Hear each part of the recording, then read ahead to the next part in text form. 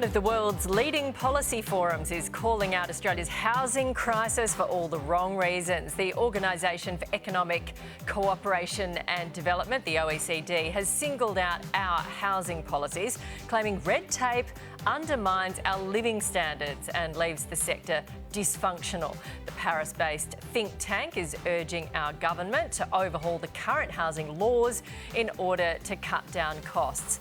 For their take, let's bring in Housing Minister Clare O'Neil and National Senator Bridget McKenzie. Good morning to you. The OECD says we desperately need to make planning rules more flexible and cut red tape. Clare, a lot of people will be sitting in their lounge rooms this morning saying, duh, what do we do about it? Well, I'm one of them, Nat. This OECD report has touched on a subject that's going to be enormously important for our government over the coming 3 years. So just briefly, we've got housing challenges that we're confronting in Australia that have been a generation in the making.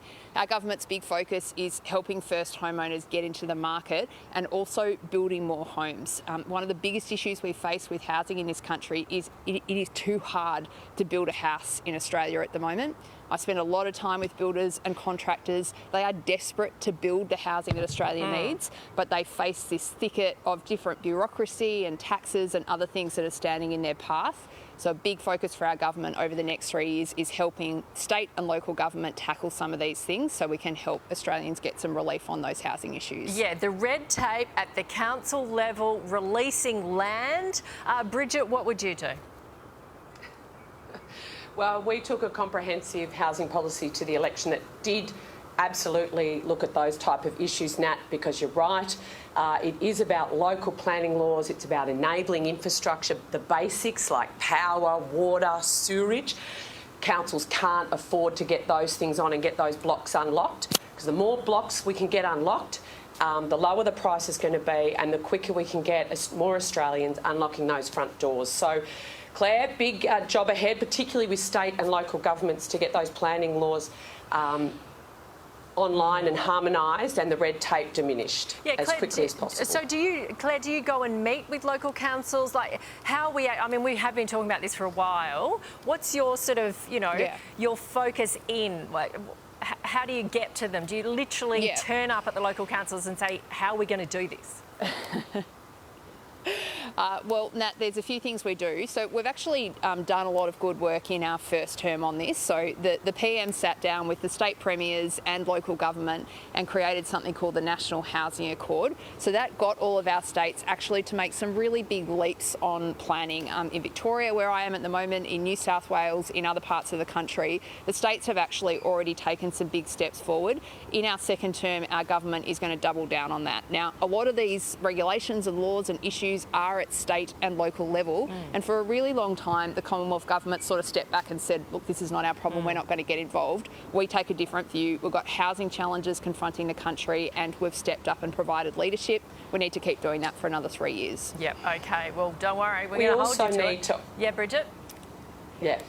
I was just going to say, you've got to look at the demand side as well, Nat, and those immigration numbers are going to keep growing, so we've got to put demand down from outside whilst we can increase supply, as Clare said. Yeah, look, let's move on to this one. The UK is moving onto a war footing right now, growing its army and investing more money in warplanes, submarines, as the country prepares to face a new era of threat, as they say. The British PM, Keir Starmer, says the UK's armed forces need to be in a state of, quote, war-fighting readiness. Clare, Anthony Albanese has said we are unlikely to follow Starmer's lead here. We've got the US saying you need to be spending even more money on our defence forces. What do you guys say when you've got these other major countries saying they're doing a lot more than we are? Well, Nat, there's been a lot of global commentary about these numbers over recent weeks, and the PM's been absolutely clear about this. For Australia, the Australian government will make a decision about what our defence spending looks like, and we will do that always in the interests of Australian citizens and our people, not pressure from other countries or from global commentators. Our government has increased defence spending significantly. We've actually overseen the biggest single peacetime increase in defence defence spending in Australia's history.